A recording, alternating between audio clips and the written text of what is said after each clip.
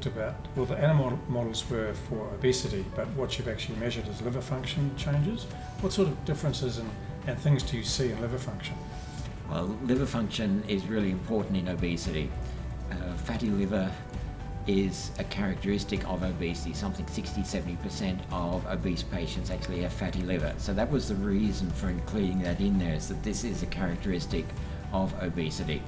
What we've seen with that is, especially in the histology, when we look at the sections of the liver, there is virtually no fat left. So the fat globules that are in the cells in the obese rats simply are gone. What we also see is that the inflammatory cells that are close to the blood vessels simply aren't there anymore. So if you took fatty liver disease or alcoholic fatty liver disease, is there any difference in the sort of morphology or histology of those things? There is a little bit of a difference, but it's very hard to tell.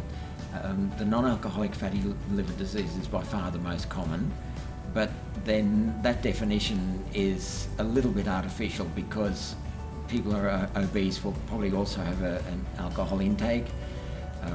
People who are alcoholic fatty liver disease also eat fatty foods. But you didn't give the rats alcohol? We have given the rats alcohol in other experiments, and rats can take up to 20% alcohol in their diet without showing any effects. So they've got a couple of enzymes that we don't have, that they can metabolize the alcohol very rapidly, so it's actually very difficult to do alcohol damage experiments on rats.